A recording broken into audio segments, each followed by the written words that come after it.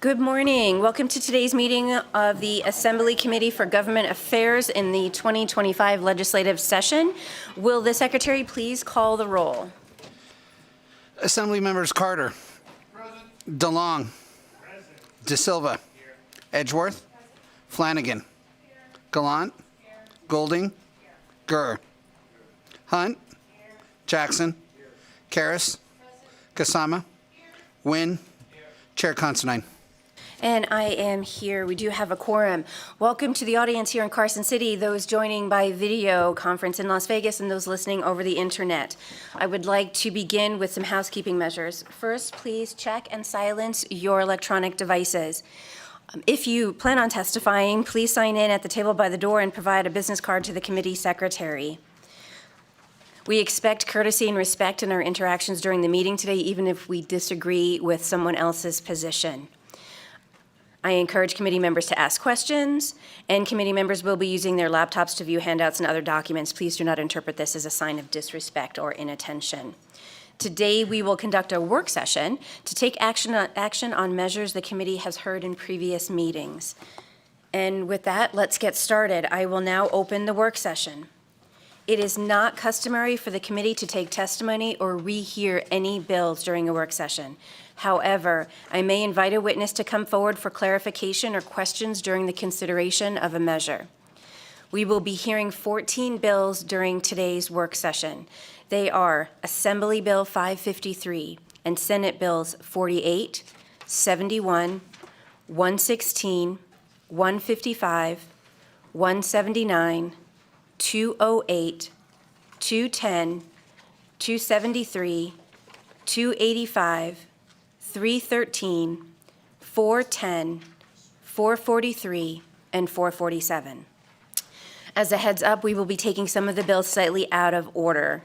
We will begin with AB 553 and then Senate Bills 48, 71, 116, 155, 179, and 447, and then take the rest in numerical order.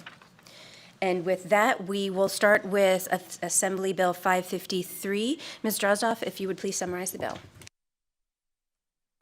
Thank you, Chair. Alex Drozdoff, Committee Policy Analyst for the record. As nonpartisan legislative staff, I can neither support nor oppose any measure before the committee. The first bill on work session is Assembly Bill 553. The committee heard this measure on May 12th. Assembly Bill 553 transfers the Division of Emergency Management from the Office of the Military to the Office of the Governor, renames it as the Office of Emergency Management, and makes certain procedural and operational changes associated with this shift.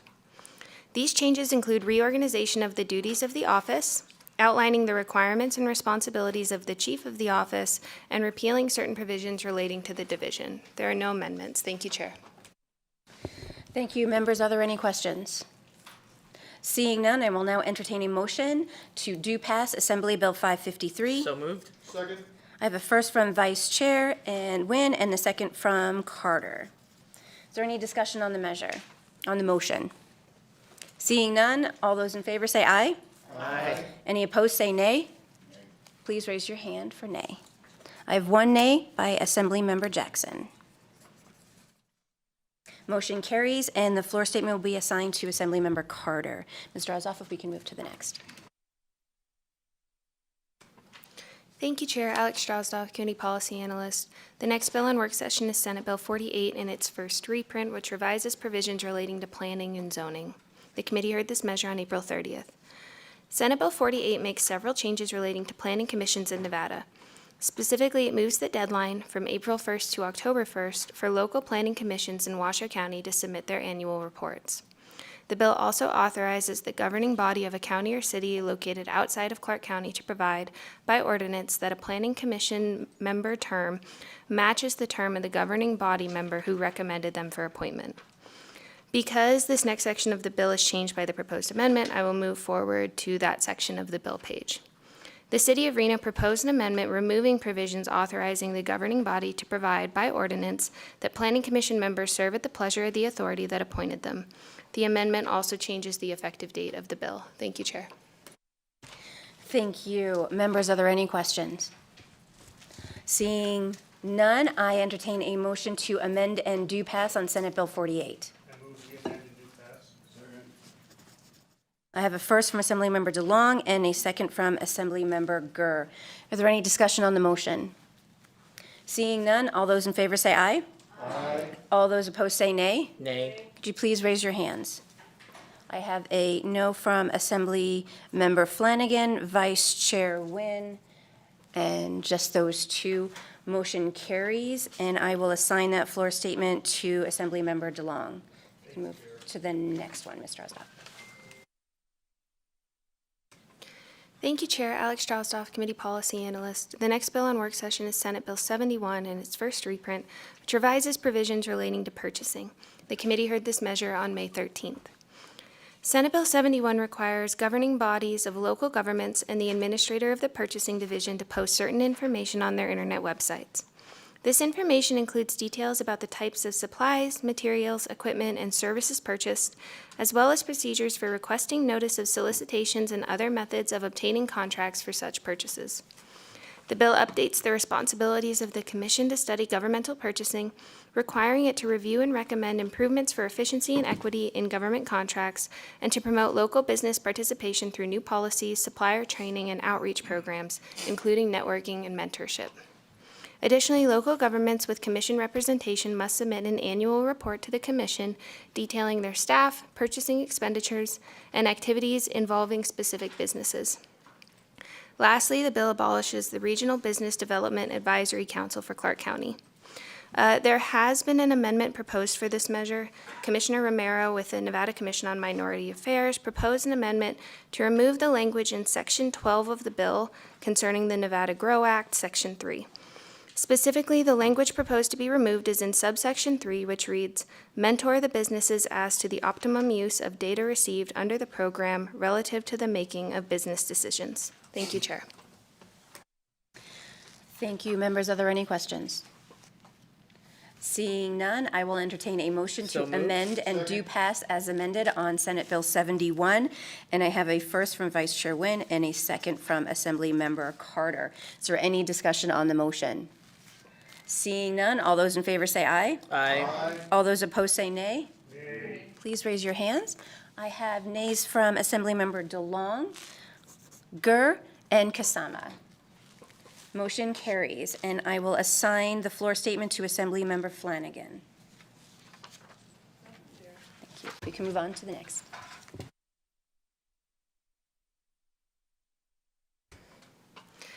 Thank you, Chair. Alex Straussdorf, Committee Policy Analyst for the record. The next bill on work session is Senate Bill 116 in its first reprint, which revises provisions relating to the compensation of elected county officers. The committee heard this measure on May 6th. Senate Bill 116 revises annual salaries of elected county officers using either an inflation-adjusted base or 3% above the highest paid subordinate, whichever is greater. County commissioners' salaries are set forth commencing on July 1st of fiscal year 25-26, with scheduled annual increases of 3% per fiscal year for 5 years.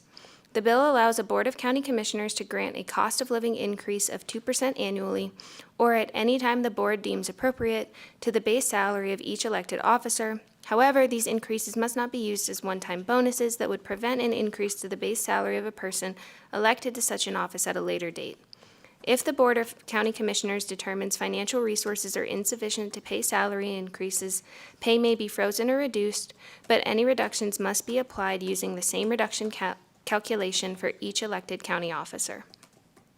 The bill also revises provisions relating to the private practice of law by district attorneys, tying exceptions to counties with populations under 3,000, currently Esmeralda and Eureka counties. Lastly, the bill authorizes the Joint Interim Standing Committee on Government Affairs to study certain issues regarding county commissions during the 25-26 interim. There are no amendments. Thank you, Chair. Thank you. Members, are there any questions? We have a question from Assemblymember Flanagan. If Mr. Guthrow could come forward.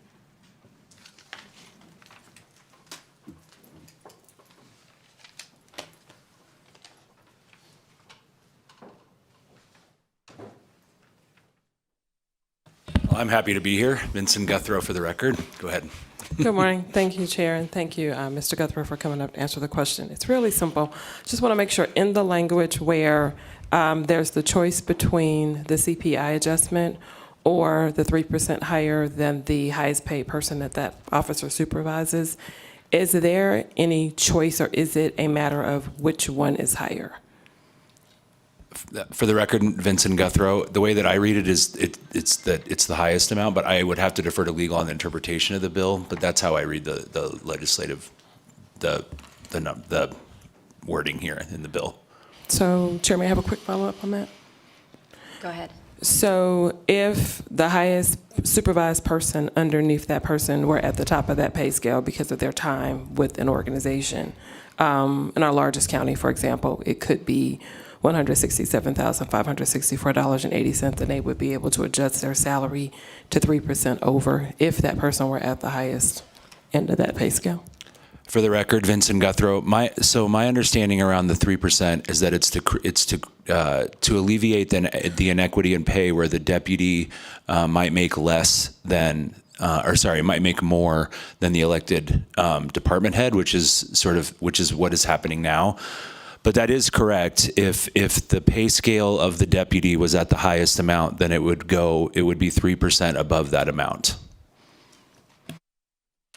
Thank you. I don't have any other further questions. I just wanted to find out if it was a may or a shall, but it is either or. Thank you. You're welcome. Thank you. And then legal, if you wanted to respond to that question. Thank you, Chair. Sarah Delap, Committee Counsel. In response to the first question, it is whichever salary or whichever base amount is going to be higher. Okay, do we have any other questions? Seeing no other questions, I will now entertain a motion to do pass on Senate Bill 116. Second. I have a first from Assemblymember Gurr and a second from Assemblymember DeLong. Is there any discussion on the motion? Seeing none, all those in favor say aye. Aye. All those opposed say nay. Nay. I have one nay, or two nays, one from Vice Chair Nguyen and a second from Assemblymember Flanagan. Motion carries, and I will assign the floor statement to Assemblymember Gurr. We can move on to the next. Thank you, Chair. Alex Straussdorf, Committee Policy Analyst. The next bill on work session is Senate Bill 155 in its first reprint, which revises provisions governing peace officers. The committee heard this measure on May 2nd. Senate Bill 155 authorizes a person who is not a U.S. citizen to be a peace officer in the state of Nevada if the person is legally authorized to work in the United States under federal law, has been employed as a peace officer in another state, and satisfies all other applicable qualifications to be a peace officer in this state.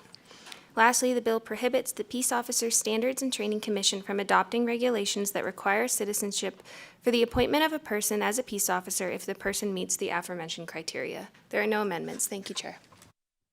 Thank you. Members, are there any questions? Seeing no questions, I will now entertain a motion to do pass on Senate Bill 155. So moved. I have a first from Assemblymember De Silva and a second from Assemblymember Karras. Is there any discussion on the motion? Seeing none, all those in favor say aye. Aye. Aye. Any opposed say nay. Nay. Please raise your hands for the nays. I have Assembly Members DeLong, Gurr, Edgeworth, Kasama, and Nguyen. Motion carries, and I will assign this bill, the floor statement, to Assemblymember Hunt.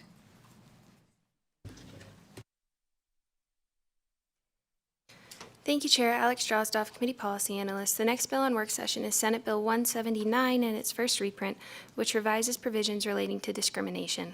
The committee heard this measure on May 13th. Senate Bill 179 requires the Nevada Equal Rights Commission, when investigating an alleged unlawful discriminatory practice in housing, employment, or public accommodations, to consider whether the practice was motivated by anti-Semitism. Senator Orenshaw proposed an amendment to replace the definition of anti-Semitism with language that adopts the International Holocaust Remembrance Alliance's working definition and contemporary examples of anti-Semitism by reference. Thank you, Chair. Thank you. Members, are there any questions? Seeing no questions, I will now entertain a motion to amend and do pass on Senate Bill 179. So moved. I have a first from Assemblymember De Silva and a second from Assemblymember Edgeworth. Is there any discussion on the motion? All those in favor say aye. Aye. All those opposed say nay. Nay. I have a nay from Assemblymember Carter. Motion carries, and I will assign the floor statement to Assemblymember Gallant.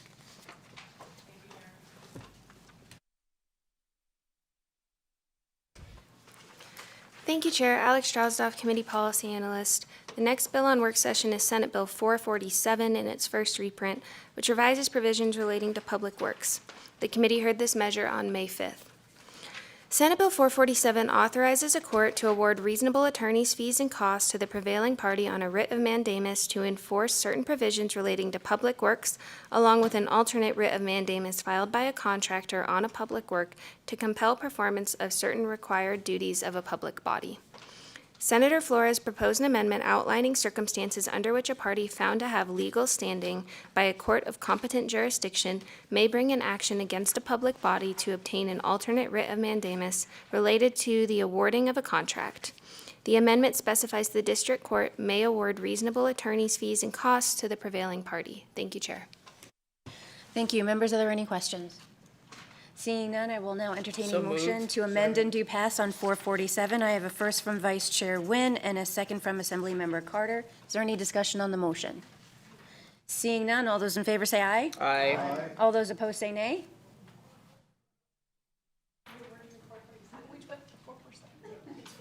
Yes. Yeah. Okay. Okay. Right. Okay, so all those opposed, please say nay and raise your hands so I get the right numbers. So for those opposed, I have Assembly Members Kasama, Edgeworth, Gallant. Okay, thank you. All motion carries, and the floor statement will be assigned to Assemblymember De Silva.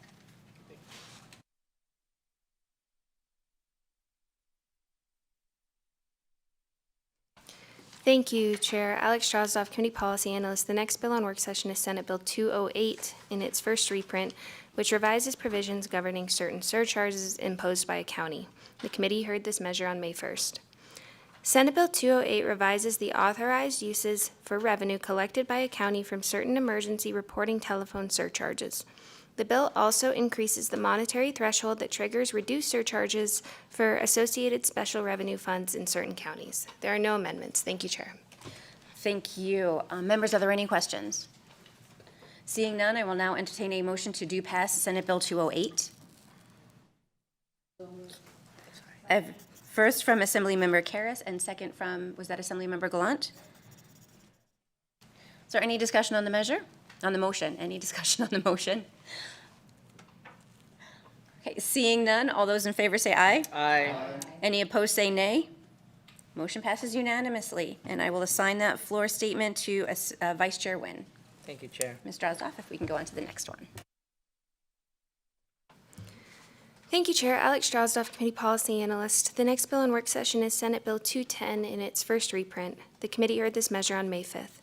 Senate Bill 210 increases certain fees collected by constables and sheriffs for certain services, including, among others, taking a bond or undertaking, or serving a summons, complaint, notice of eviction, writ of restitution, or subpoena. There are no amendments for this measure. Thank you, Chair. Thank you, members. Are there any questions? Seeing none, I will now entertain a motion to do pass on Senate Bill 210. Second. I have a first from Vice Chair Nguyen and a second from Assemblymember Carter. Is there any discussion on the measure? Seeing none, all those in favor say aye. Aye. Any opposed say nay. Motion passes unanimously, and I will assign that floor statement to Assemblymember Edgeworth. And turn it back over to my policy analysis. Thank you, Chair. Alex Drozdoff, Committee Policy Analyst. The next bill on work session is Senate Bill 273 in its first reprint, which revises provisions governing the confidentiality of personal information of certain persons. The committee heard this measure on May 7th. Senate Bill 273 authorizes any civilian employee who provides support services to a law enforcement agency, as well as firefighters or retired firefighters, to petition the district court to make their personal information contained in the records of the county recorder, county assessor, county clerk, city clerk, or the Secretary of State confidential. Similarly, the bill adds such persons to the list of those authorized to request that the Department of Motor Vehicles display an alternate address on the person's driver's license, commercial driver's license, or identification card. There are no amendments. Thank you, Chair. Thank you. Members, are there any questions? I will now entertain a motion to do pass on Senate Bill 273. I have a first motion from Vice Chair Nguyen. I have a second from Assemblymember Karas. Is there any discussion on the motion? Seeing none, all those in favor say aye. Aye. Any opposed say nay. Motion carries unanimously, and I will assign the floor statement to Assemblymember Kasama.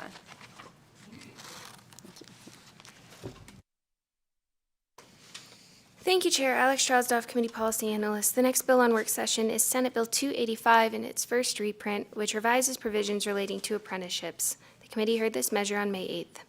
Senate Bill 285 requires the proposed apprenticeship program, if it provides training in more than one specified construction trade, to contain separate standards for each such trade in order to be eligible for registration and approval by the State Apprenticeship Council.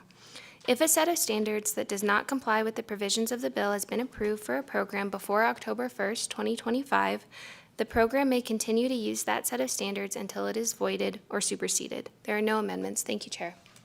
Thank you. Members, are there any questions?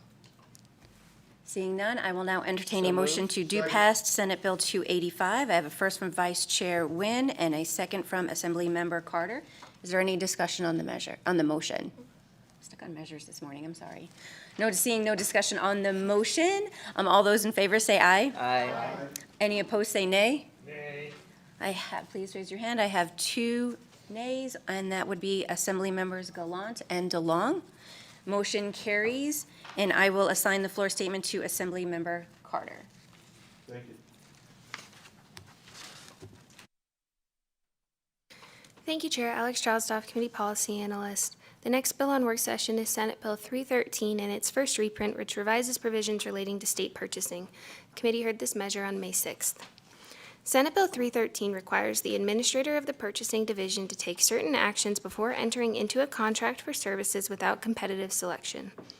The administrator must submit an annual report to the Interim Finance Committee, the Audit Division of the Legislative Council Bureau, and in even-numbered years, the Audit Subcommittee of the Legislative Commission regarding such contracts. The bill also authorizes the administrator to extend the contract for services and provides a procedure for the extension of such a contract. Lastly, the bill requires the administrator to submit a report to the Legislative Commission regarding any using agency that fails to comply with the procedure, and it requires the executive head of such an agency to personally appear before the Legislative Commission to explain the noncompliance. There are no amendments. Thank you, Chair. Thank you. Members, are there any questions? Seeing none, I will now entertain a motion. I have 2. Oh, no. Go ahead, after the motion. Sorry, I'm ahead. I was ahead of you, sorry. Okay, so there are no questions, and I will now entertain So a moved. motion to do pass Senate Bill 313. I have a first from Vice Chair Nguyen and a second from Assemblymember Carter. Is there any discussion on the measure? Thank you, Chair. I'm going to vote yes to get it out of committee, but reserve my right. Thank you. Is there any other discussion you. on the measure? Okay, seeing no further discussion, all those in favor say aye. Aye. Any opposed say nay. Motion carries unanimously, and I will assign that floor statement to Assemblymember Goulding. Mr. Osdoff, if we can go on to the next one. Thank you, Chair. Alex Strasdorf, Committee Policy Analyst. The next bill on work session is Senate Bill 410 in its first reprint, which revises provisions relating to public employees. The committee heard this measure on May 7th. Senate Bill 410 specifies that for collective bargaining purposes between a recognized employee organization and a local government employer, insurance benefits include, without limitation, coverage for the dependents of a local government employee. There are no amendments. Thank you, Chair. Thank you. Members, are there any questions? Seeing none, I will now entertain a motion to So do moved. pass Senate Bill 410. I have a first from Vice Chair Nguyen and a second from Assemblymember Carter. Is there any discussion on the motion? Seeing no discussion, all those in favor say aye. Aye. Any opposed say nay. Nay. And if you could raise your hands, I have a nay from Assembly Members DeLong and Gurr. Motion carries, and I will assign the floor statement to myself. And We can move on to the next. Thank you, Chair. Alex Drozdoff, Committee Policy Analyst. The last bill on work session is Senate Bill 443 in its second reprint, which revises provisions relating to public works. The committee heard this measure on May 9th. Senate Bill 443 provides a declaration of legislative intent regarding the payment of prevailing wages to workers employed by a contractor or subcontractor to perform construction work on a significant operational or capital requirement project awarded by a public utility. The bill requires a contractor or subcontractor who is awarded a contract for construction work on certain infrastructure projects by a public utility to comply with prevailing wage provisions applicable to public works, even if the construction work does not qualify as a public work. This requirement does not apply to a contract awarded by a public utility where the primary construction work will be performed by a contractor with a collective bargaining agreement, a project labor agreement, or a worksite agreement that provides for the construction of a significant operational or capital requirement project, or for the maintenance or other ongoing work to be performed upon completion of such a project. Senator Canizaro proposed an amendment adding language about public safety to these declarations of legislative intent and specifying that the types of contracts to which these provisions do and do not apply. Thank you, Chair. Thank you. Members, are there any questions?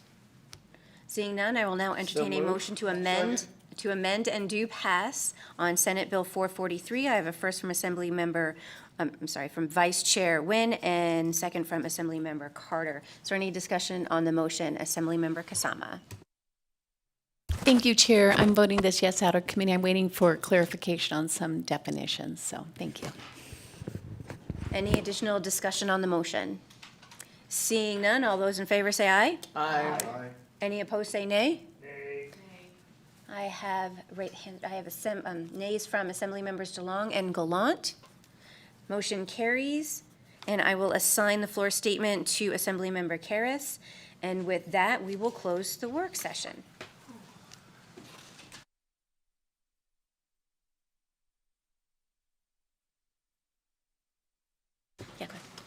We will now move on to public comment. Public comment is not an opportunity to rehear testimony on a bill, and we ask that you please keep your public comment to topics within the jurisdiction of this committee. As a reminder, members of the public can provide public comment in person or telephonically and may submit public comment up to 24 hours after the meeting. To provide public comment telephonically, dial 888-475-4499. When prompted to provide the meeting ID, enter 850-5434-1634, and then press pound when prompted for participant ID. Each person will have 2 minutes to provide testimony. Please remember to clearly state and spell your name for the record. Is there any public comment here in Carson City today? Seeing none, and I'm not seeing anyone in Las Vegas. AVH, is there anyone on the line to provide public comment today?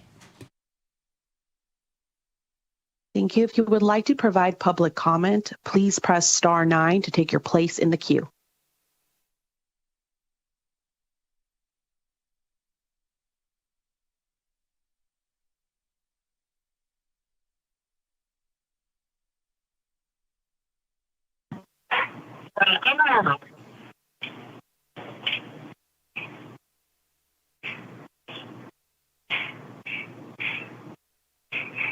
Caller, please go ahead. Good morning. This is Manny Becerra on behalf of Dr. Carrie Rohrmeyer, Stelvia Villanueva, and again, myself speaking in our individual capacities. Good morning, Chair, Vice Chair, members of the committee. Thank you for the opportunity to return today and for your continued engagement on SB 48. We just wanted to acknowledge and sincerely appreciate the Assembly members who've taken the time meet with us over the past 2 weeks and engage in good faith dialogue. We've submitted a written response to the latest proposed amendments from the City of Reno on May 13th, 2025, and I'll just briefly summarize our position here. Just to level set, our strong I'm sorry, Mr. Becerra. Mr. Becerra, the public comment is not a time to rehear any bills that we've gone over, and if you have submitted public testimony, please do so, but public comment is not the current forum for a bill that we had motions on today.